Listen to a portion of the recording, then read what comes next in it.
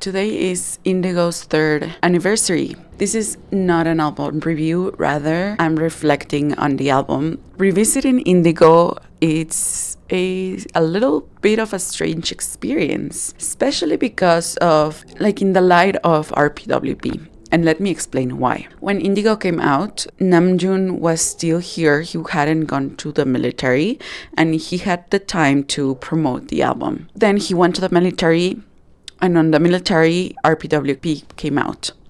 When it came out, there was a promotional with Jimin and Namjoon called Mini Money Album Exchange. Jimin sent something interesting that RM confirmed, and he said he found RPWP a little bit more honest or raw, and that he loved Indigo, but that he felt that RM was pulling back, not fully embodying or telling us what he wanted to say. He was holding back. Namjoon said, yes, he said, that's true, I was going through a lot and I didn't know how to express myself and I got lost. I also remember that Namjoon had made either a live or a reverse comment, something like that. He was asked what album he liked better, either Indigo or RPWP, and this was before RPWP came out. And he said RPWP, that Indigo had nothing to compare to RPWP.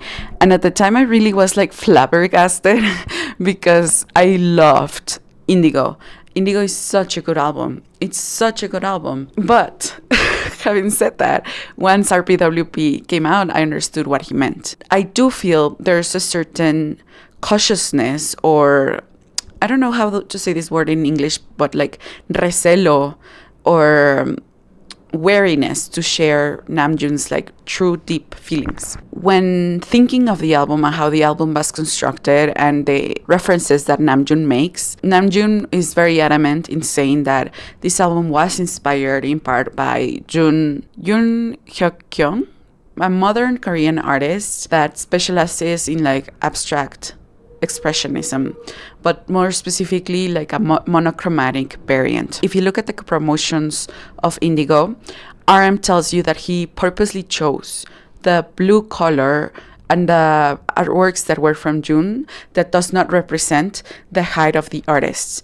Therefore, what he is choosing is purposely choosing the formative years of June, the painter, in order to make these echoes in his own music and as his own inspiration. In this era of June's work, he worked with blue indigo. In his later work, he used, I forget the exact names, but one is a yellowish, almost sepia tone, and then the other one is ultramarine blue.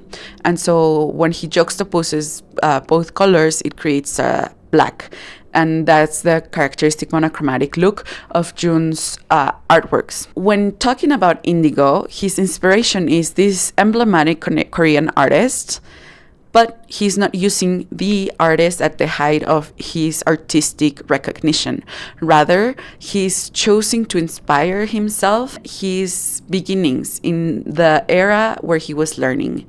At one point during an interview with Zach Sang, Namjoon starts going into why June was his inspiration. He mentions at the beginning used to paint like his father used to paint. So thus where he drew his inspiration and what he, the horizons that he knew, his frame of reference was his father. And then after having been imprisoned in Korea and having fled to France, that's when he discovered, or rather he developed his more personal signature monochromatic style of abstract expressionism. Namjoon expresses that this is how he's looking at the process of making Indigo. Indigo pays homage to Namjoon's roots, both his Korean roots and his Western roots. And if you think, oh, I think I've heard this, Andrea talk about this before, it's because you have. In RPWP, I mentioned how much the dissonance in his music and the tension in his music came through as an emotional character in itself. He also has talked about this like dialectical view in our intention between the East and the West and his influences in later works.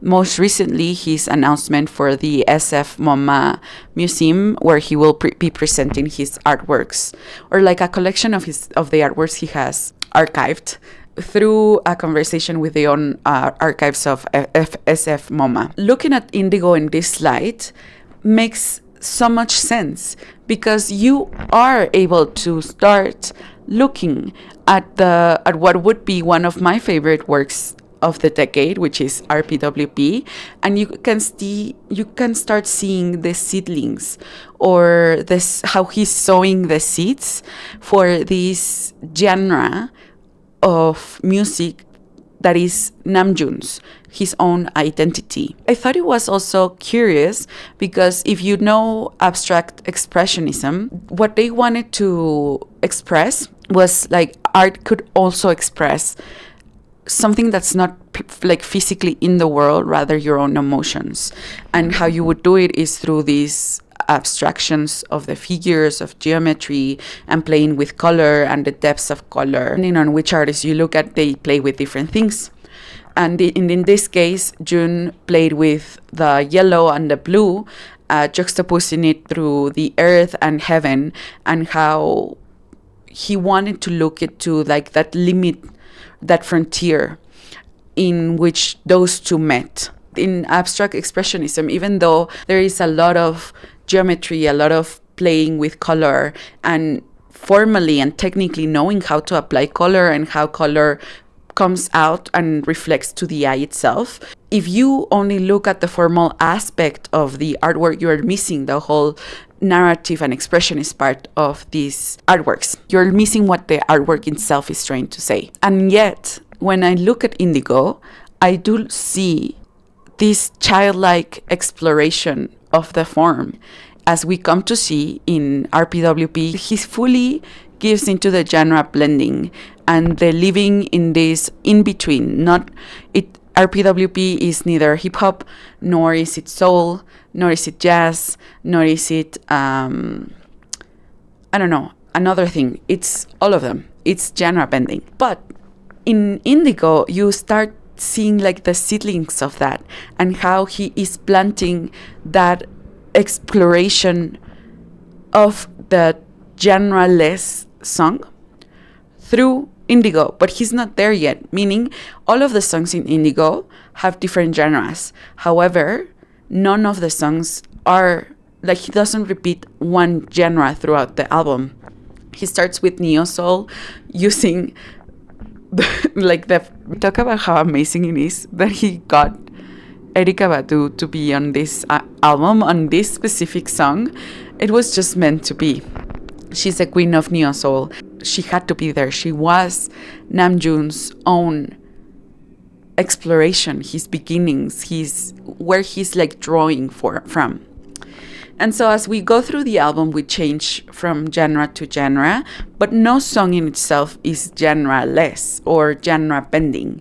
I would say maybe I believe that change could have been part of RPWP. And he uses several of his idols, like Jun in his era where he painted blue. He used his father as frame of references. He uses that in Indigo for Namjoon. He leans on the help of Erykah Badu, Anderson Paak, his own Korean idol identity, Tablo from Epic High. And he plays homage to all of these other Korean artists. In a way, Indigo is setting the traces, el bosquejo de lo que va a ser, like what he's trying to look into. I also thought it was very emblematic of him opening the album with I want to be a human before I do some art, because I feel this is a theme in both Indigo and RPWP in which he is trying to find himself. And the way he tried to find himself in Indigo was by hopping from genre to genre on different songs. But again, each song was a specific song. It was almost like he was trying on musical identities, understanding that this is not who he is meant to be. Rather, this is how he is finding himself to be. Because again, him using the Korean artist Jun, and his blue paintings as a frame of references instead of his monochromatic artwork, which is the style he is more known for, is a way of him saying, I'm exploring myself, but this is not my final form. My final form will be at another time. Do we believe his final form came with RPWP? I don't know. I hope not, because he is an artist with like decades and decades ahead of him. So I'm sure he will be evolving. But I feel like RPWP is more himself. He's always in the zeitgeist, because lately I've been reading these articles on Substack and Times Magazine saying like there is no specific genre or aesthetic of the 2020s. It's all nostalgia. It's all nostalgia based. Everything is a throwback. And I sort of disagree, specifically in the angle from music. My point of view is that the 2020s music is embodied by the genre bending. You have Benito or Bad Bunny, that he's not only doing reggaeton, he's mixing merengue and like Mexican indie and I don't know, like sad trap in just one song. Then you have like Rosalia also exploring techno and classical in just one song, or like a Mexican bolero, but making it so pop, like and like doing different things with La Perla, etc. I think you can see this in all of the genres. The top one album that hit number one recently for rock was, and may I add, I forgot the name of the album because it's such a horrible album, but it was also like genreless, though it was classified as rock. I would argue like poppy would be a better example of what rock is in today's era. This is a large tangent. What I meant to say is the 2020s aesthetic and sound is not nostalgic, rather is genreless. And I think Namjoon was finding himself in that aesthetic and in that way of looking at the world. It's crazy to me when he was talking with Jimin and Jimin said to him, you know, I thought you were hiding. I thought you didn't say everything, Indigo, and that you finally like let go and said everything that you needed to say with RPWP. And Namjoon was like, yeah, you clocked me. That's completely true. And when I was watching the Zag interview, he said, this is very important to me. This is a very important identity. Like him exploring his Koreanness through Jun, but also through Tablo and all of the other artists on the album that were Korean. He's like, this is something important. This is something that I want to say. So it's not, so in a way, I also want to grab Namjoon's hand and tell him, I mean, you might feel like it was like RPWP is better, but like everything that made RPWP happened because you had this vision in Indigo that was already starting to brew. There was a little bit of fizzing of this idea, or a little bit of germination of the seed of what would become RPWP. This album really reminds me that it's sometimes okay to be a student of the craft that you love, because studying others and drawing inspiration from them and finding your own identity from how others found their identity, like how Jun found his, is a valid and necessary experiment in order for you to create your true self, like your true artistic persona. I think we're always works in construction. We're never finished. As long as we're alive and we are like not depressed, we are always continuing to construct ourselves. We will never be a finished product. Therefore, we should continue exploring ourselves. And it's okay to be meander. It's okay to not have one set of identity. It's okay to say, I'm not an abstract expressionist. I'm all of these things. And from all of these things that you have in front of you, like when Namjoon used neo-soul and jazz, hip-hop, etc. in Indigo, like all of the colors inside those make his own identity that's unique and him.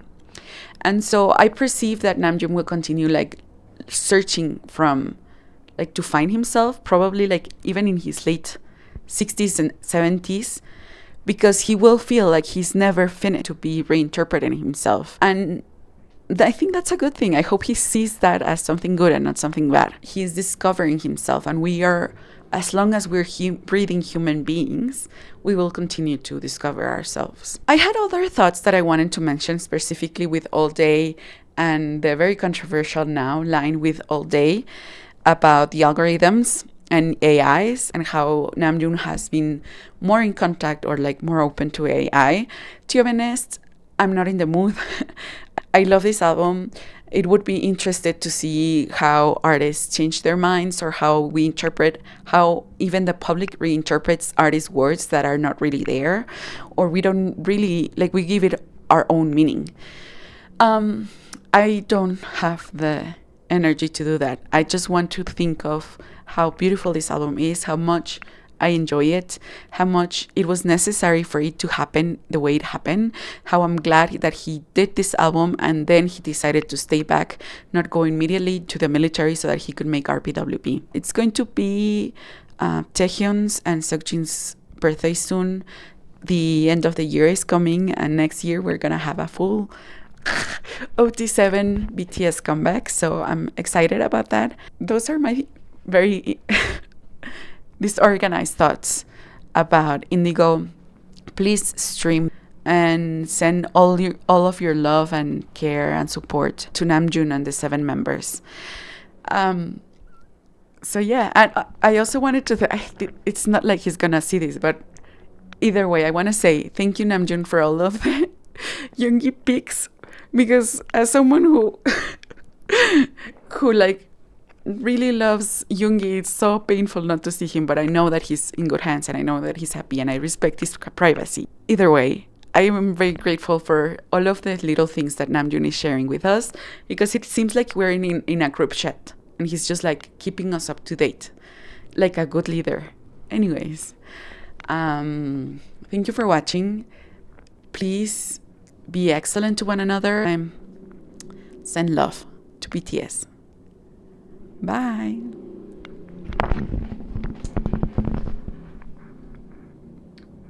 Oye, estoy bien roja.